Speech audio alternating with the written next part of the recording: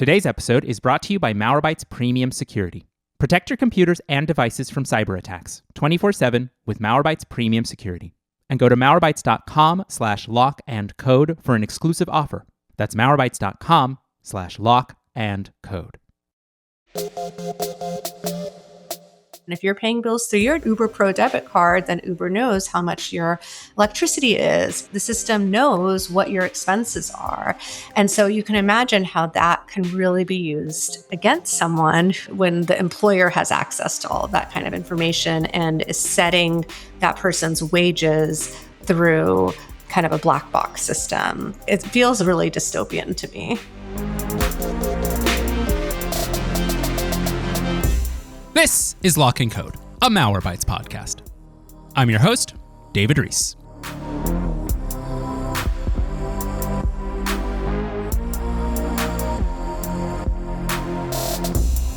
Our main story today is about fair pay.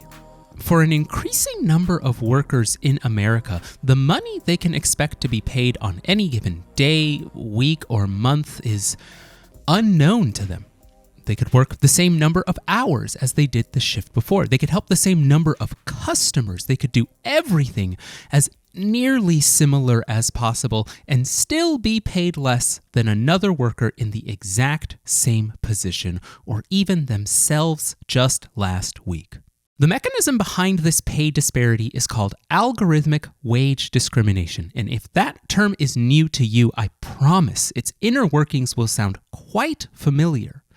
Algorithmic wage discrimination describes the zigzag pay that is meted out to contract workers by big companies like Uber and Amazon, whereas many workers in the world rely on salaries or commissions or even contract work where they set their own rates, like plumbers, electricians, woodworkers, and more.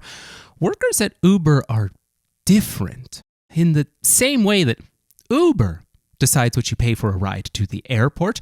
Uber also decides what a driver makes, and the calculus behind that decision is opaque.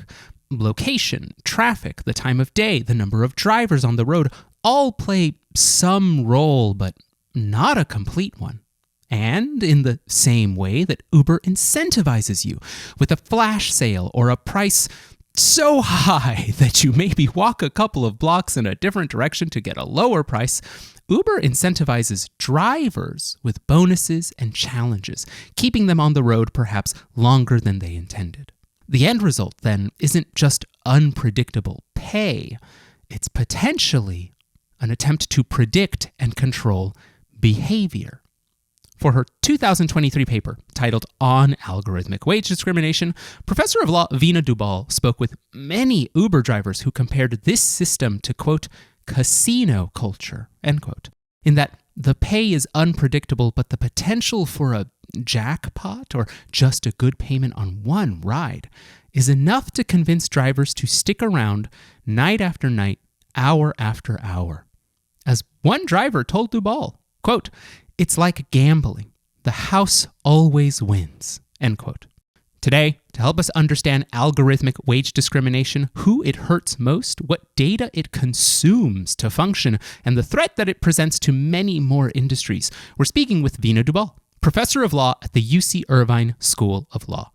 Veena, welcome to the show. Thank you so much for having me. We are excited to have you here. We have a lot to talk about, so let's just get right into it. I wanted to start the episode by understanding the impact that algorithmic wage discrimination has on people. And so for your 2023 paper that we kind of briefly referenced, you spoke with a lot of Uber drivers about the unpredictability and the unfairness they felt in how they're paid. What stories stand out to you about their experiences? Just to give you a little bit of background, I have been studying Uber drivers and Uber more generally since Uber emerged on the streets of San Francisco. Things have changed a lot at Uber since, we talked about the sharing economy days way back in 2012, 2013. But back then, drivers were paid a lot. Their wages were subsidized by venture capital, and the way that they were paid was clear.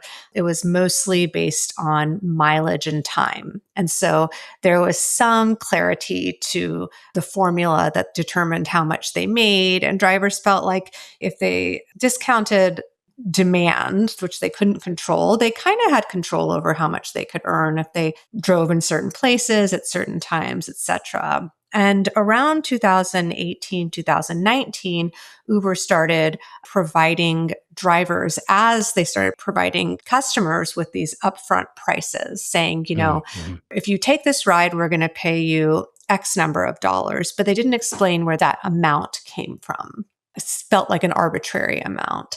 What we discovered over time is that, as you described, drivers could be working at the same time. They could even be offered the same ride, but the wages that they were being offered was different. Through that observation, I developed this theory of algorithmic wage discrimination, which is, as you articulated, the idea that instead of getting a set wage per hour, a driver's hourly wage is determined by any number of unknown factors. Since that time, since drivers have been paid these opaque wage setting system, the thing that stands out to me the most is that drivers describe not just low pay, but a system that makes them feel like their lives are really uncertain and their wages are really unstable. And many people feel personally targeted, manipulated, tricked. In my article, I talk about a driver who was just like one ride away from a bonus. And so for those of you who don't know or haven't driven for Uber or Lyft, bonuses and promotions and surge pricing, these are the primary ways that drivers earn money because the upfront pricing is so low by itself. And so he had a bonus coming to him, and he was just one ride away from getting that bonus. And it was a busy Friday night. He was in a busy area, and he sat for a really long stretch of time without receiving the ride, even though he was in this area where he expected demand. And he felt tricked, like he felt like, oh, well, Uber said I could get this bonus. Essentially, the implication was if I work really hard, if I get this many rides, and the system was preventing him from getting that last ride to get his bonus. Other drivers talk about, seeing surge zones disappear or appear, watching the surge disappear as soon as they arrive in a particular area. So it felt like the system's just trying to get them in a particular area. And actually, there was never a surge there.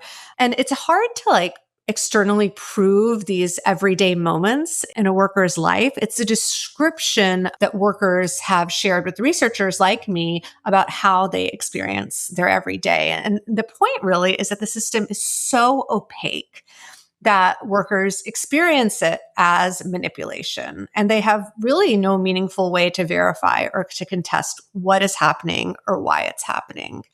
And so, as you articulated, the pattern across these stories is that the algorithms, the app, create a labor market that feels like gambling.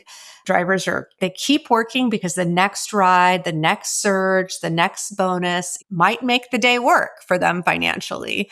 But the rules are constantly moving, and the company has all the information, the worker has none. And as one driver put it, the house always wins.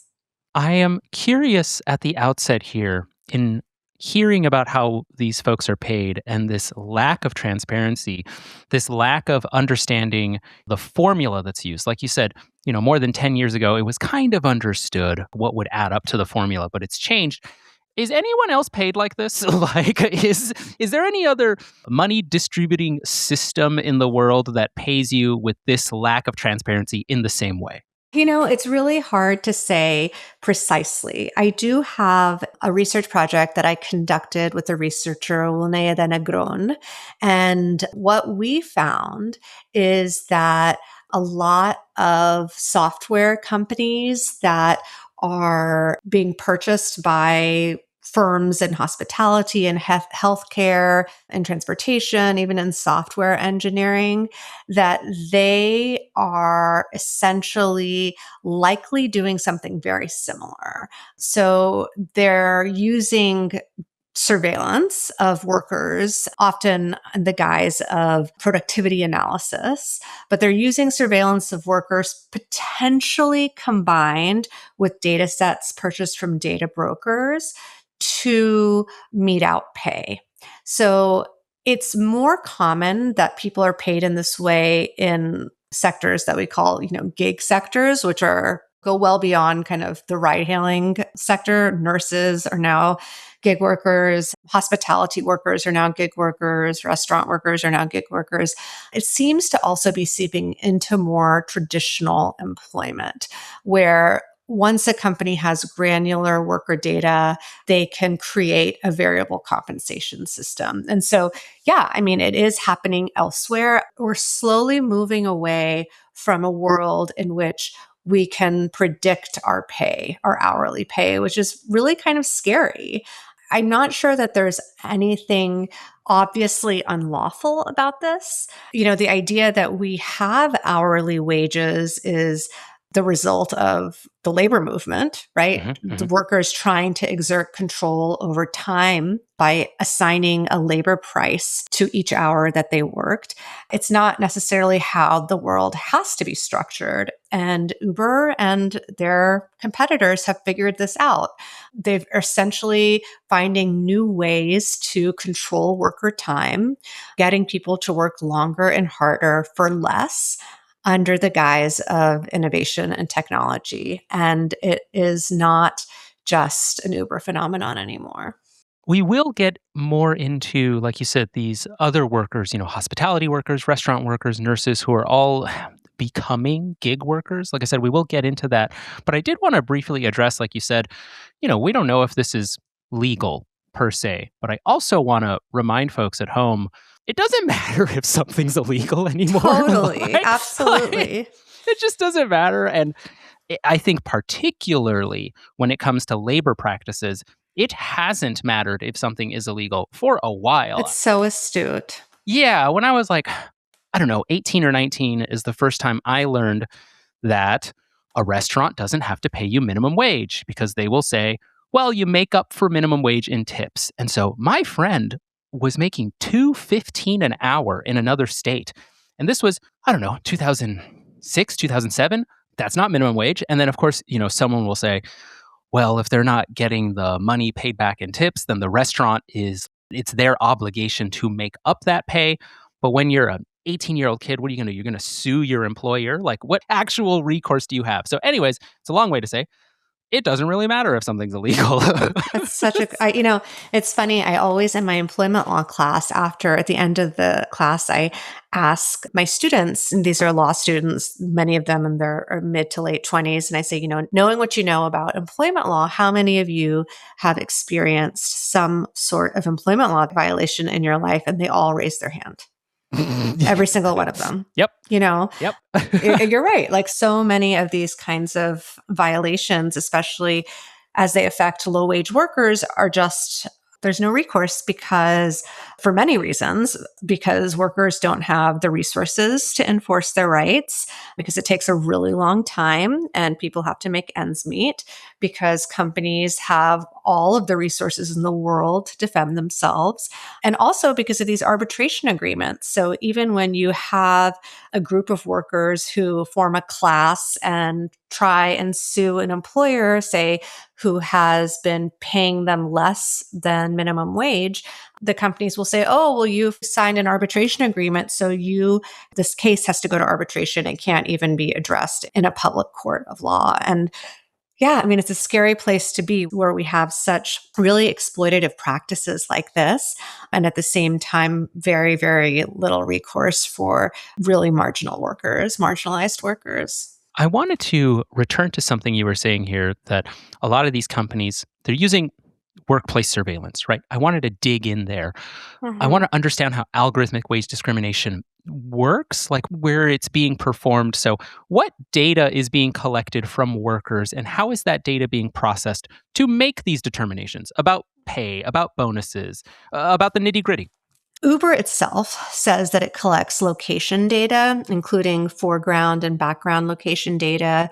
It says it collects trip and delivery information like earnings, acceptance, and cancellation rates, miles, trip dates and time, pickup and drop off locations, ratings, average trips, usage data, phone handling, driver behavior data, like acceleration, speeding, Oh, turning. wow.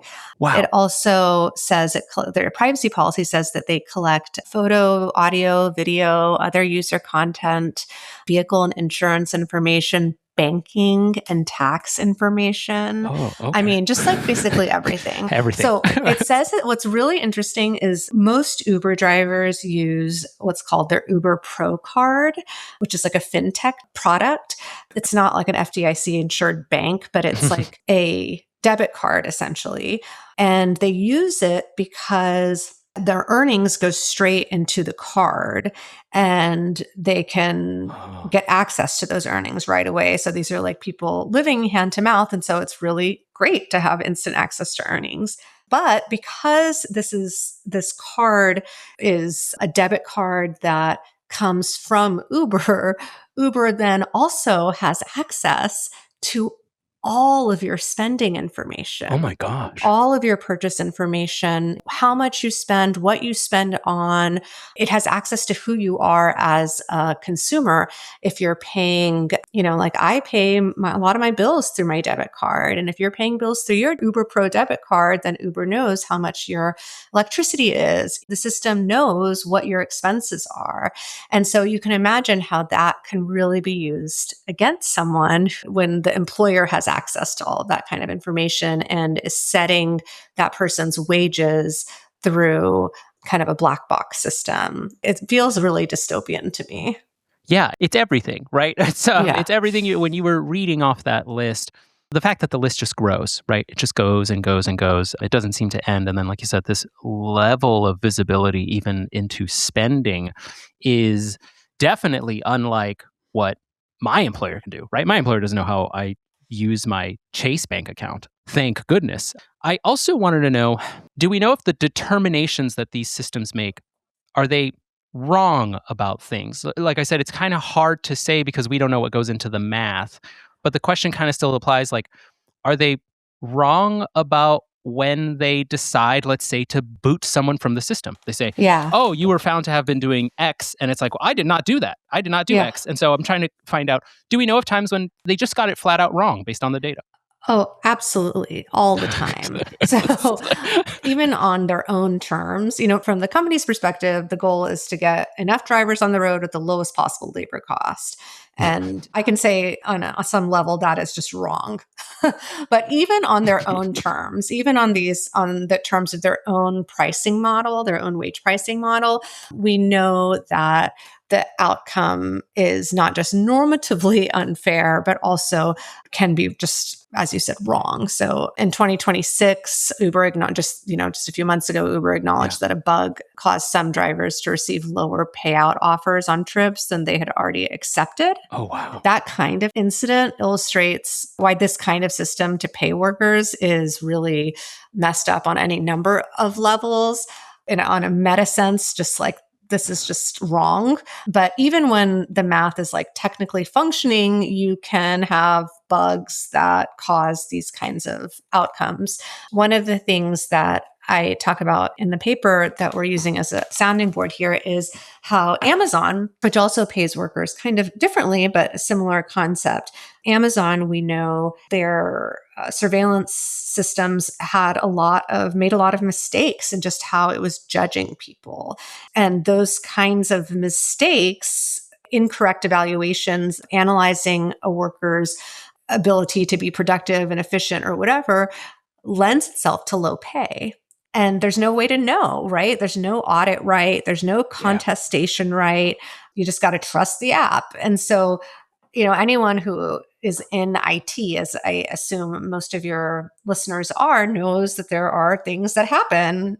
The system isn't flawless. But when those kinds of things happen, mistakes are made, and it impacts someone's ability to pay their rent or to get food on the table. It's like, It's just so messed up. It might be a few dollars for Uber, but it literally is whether or not someone is going to be living on the streets for an individual driver. And the fact that there's no ability to even figure out when there are mistakes made like this until there's a whistleblower, until a group of drivers start talking to each other and say, hey, you know what? I accepted a ride that was $7.13 and I only got $6.50. Did that happen to you?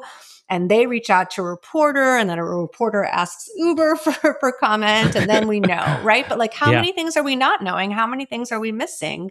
And it's funny how in these instances, it's always the firm that benefits, right? It's never that, oh, the driver accidentally got $100 more. That's like in these quote unquote malfunctions, it's always a malfunction that works to the detriment of the worker. I wanted to also understand where algorithmic wage discrimination comes from, because I think there's a chance that someone could hear these examples and they could be like, oh, this is new. This is entirely new. This whole system of monitoring employees and the system of surveilling.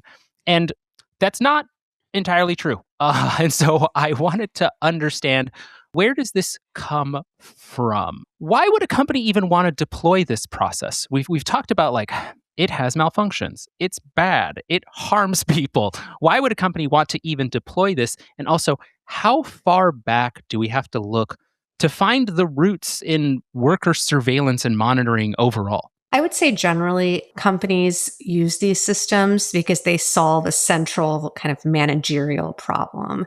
They want to control labor without appearing to control labor. And they want to keep labor costs as low as possible. And they want to ensure that workers do not collectivize, right? They want to make sure that workers don't form unions. So a company says, okay, this worker is not an employee. They're an independent contractor. The app governs the worker's array of choices through pay offers and ratings and bonuses and access to work. But it's really the worker that makes all of the choices. And that's why this is not an employee. This is an independent contractor. So that kind of narrative is key to how Uber, Lyft, DoorDash, Instacart, how they operate in the US. Notably, in a lot of different countries around the world, they don't operate like this because the governments have said, you're an employer and you need to treat your workers like employees. But I think the system creates the ruse that these workers are independent.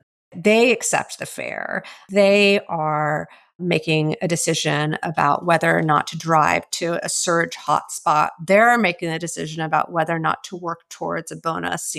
No one is forcing them to make those decisions. So I think that's kind of like the core of why they use the system. But you're right, the roots here are quite old. We can trace them back to scientific management, to Taylorism, to these time motion studies that Frederick Taylor did in factories, watching how efficiently or inefficiently workers worked and finding ways for them to move their bodies or to do things in more efficient ways to increase production. It's also similar to piece rate systems, right? Like people who are paid for each product that they create as opposed to by the hour. These are all old kind of practices. Employers have spent many decades measuring workers, breaking workers into units, paying in ways that maximizes output production, but reducing pay at the same time. I think what's new here is the combination of these kind of old managerial ambitions with real-time data, with machine learning, with behavioral prediction, and with the legal structure that denies these workers employment status. So I was referencing Taylorism before. Taylorism would measure the worker's body and time and production. And I think algorithmic management measures workers' movements, decisions, their behavior, their acceptance patterns, responsiveness, etc. But the goals here are exactly the same.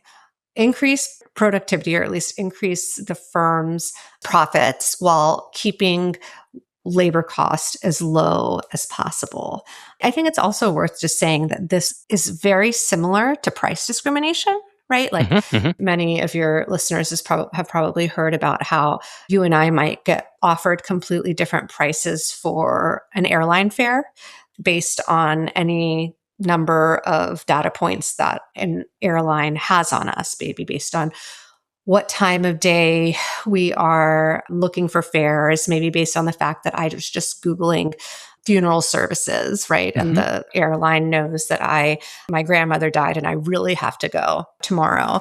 And this kind of price discrimination that uses information that firms have collected on us in real time and allocates different prices to us, it's kind of similar. I mean, it is similar on the wage side. So it's all this information that the firm has on the worker. And essentially, the logic is how little can we pay the worker and still get him to work? That's a story as old as capitalism, but really with a new digitalized dressing. I'm glad that you compared this to price discrimination because I'd say like 99.9% of people absolutely hate price discrimination. I'm leaving 0.1 for the people who do it. And like, sure, they've made money off of it. But nearly every single person absolutely hates the things that you just mentioned there, that an airline will price you differently based on the behavior that you engaged in yesterday, right? Like you said, if you were looking up funerary arrangements, that can be collected in a way that impacts price, which is grisly. The fact that we live in that type of world and to imagine, okay, well, you don't like the way that it's being done to affect your pricing.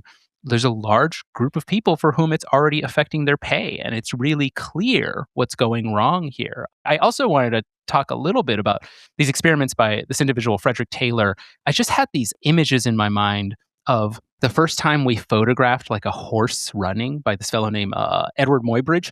And it's measuring like the way the horse's body moves, when a hoof leaves the floor, what a gallop looks like.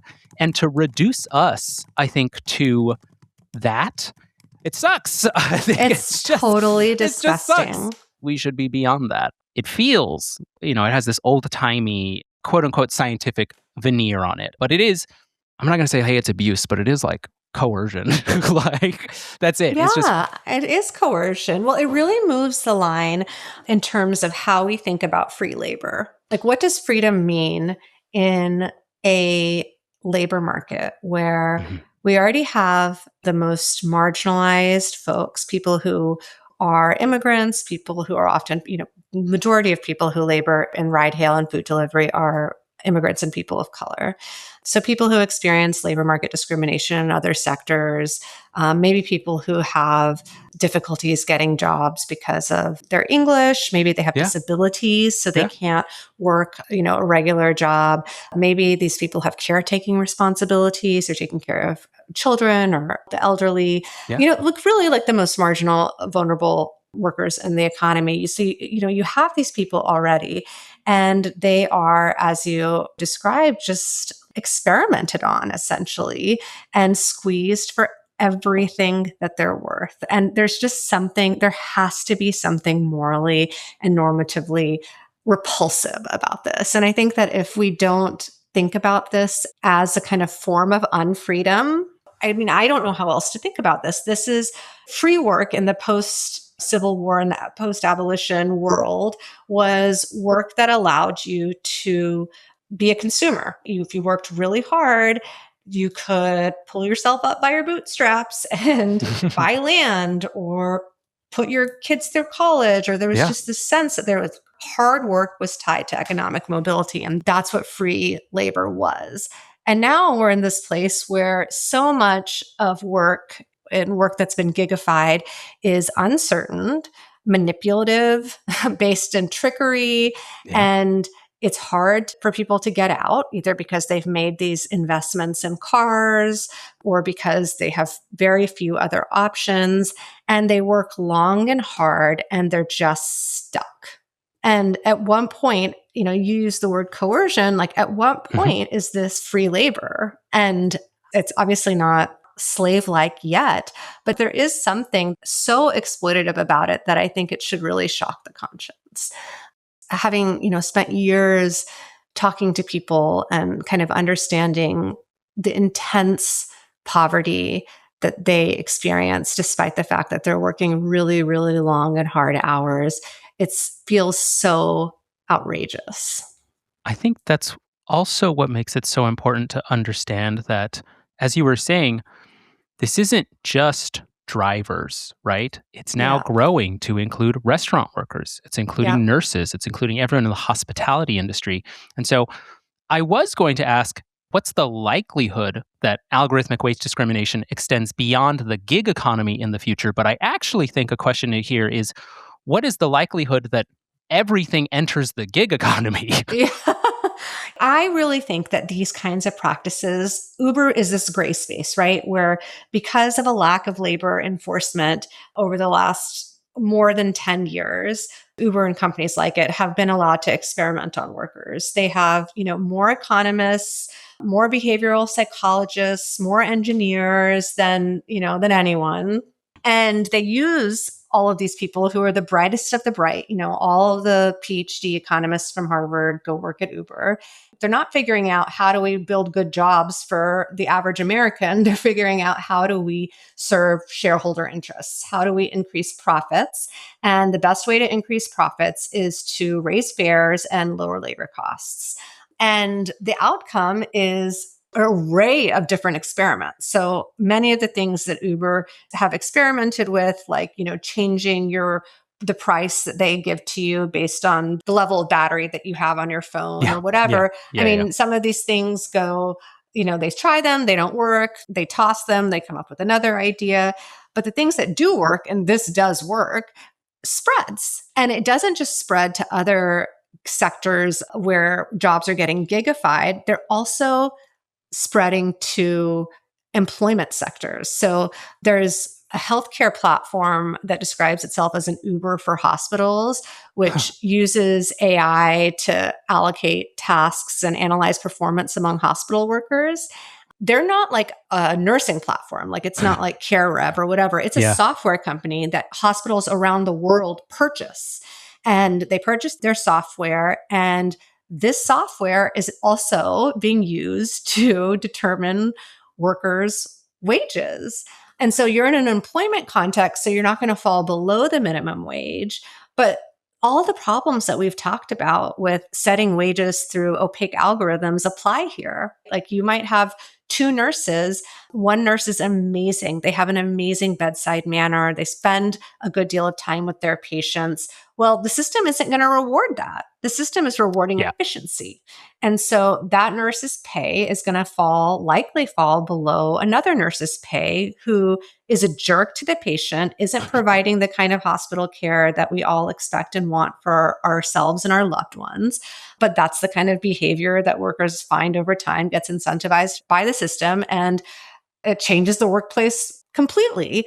Or it might be that the system figures out, based on where nurses or janitors or other hospital workers are clustering, they figure out, okay, well, these are the likely union leaders or people who are trying to agitate to solve some of the wages and working conditions problems in the workplace. And we're going to ensure that those people get lower wages. Like, we're going to punish those people in this way. And we've already seen that happening. Like, there's IBM in Japan uses this Watson-based compensation advisor, and union members there argued that the software was setting wages lower for the people that were the main union organizers. Wow.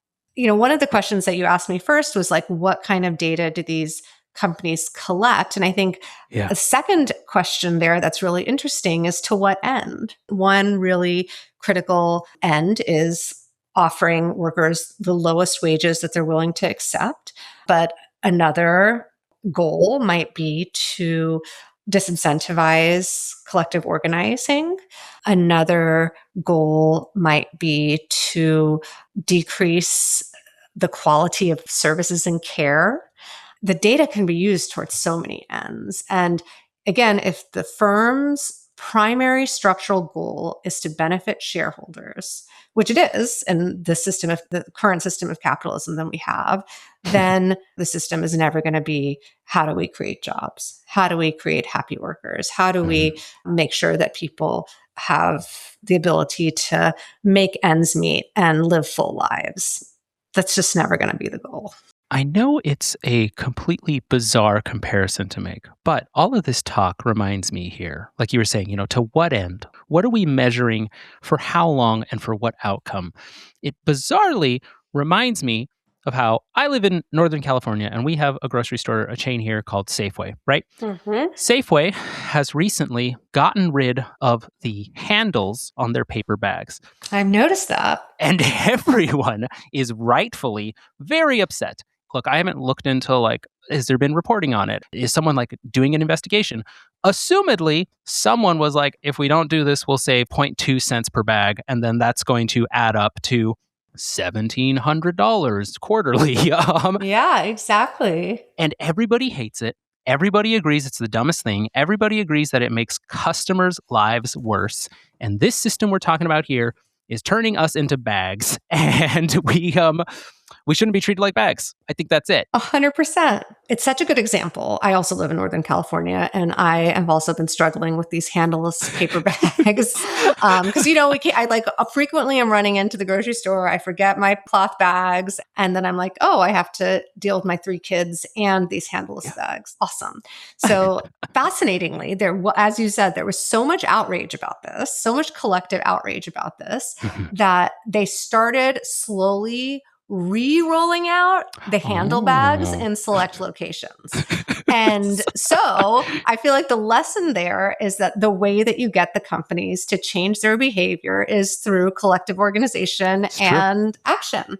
Yeah. And so the only way that this is going to be solved realistically, this problem of ubiquitous surveillance, low algorithmically set variable pay, the only way that this is going to be solved is structural. I wanted to close on that note there. Like you said, there's some structural changes that have to happen. And I'm glad you already called it out, because the solution too many times to these problems, the recommendations are that individuals have to act on their own. And realistically, that doesn't do anything. That doesn't help a lot. Yeah. And also, it feels bad. I don't know how else to put it to the folks who are making these recommendations. It feels bad. And so there's no hustle harder. And so what I wanted to ask here is, how do we get out of this? How do we tackle this huge problem? What's the solution going forward? Well, right now, there are a number of different laws, proposed laws in some 5 different states to ban both surveillance pricing and surveillance wages, which is what lawmakers are calling this. And I think that's a really good first step. Colorado actually passed the first version of it, and the governor vetoed the law. Oh, okay. So, all right. Okay. So I think that I think the first step is just talking about it. So, which is why I always agree to do podcasts and interviews, because I really think that the more people who learn about how outrageous this is, the more likely the collective outrage will lead to substantive change. So I think, there are 2 ways to get that substantive change. One is organizing. Drivers need collective power through unions.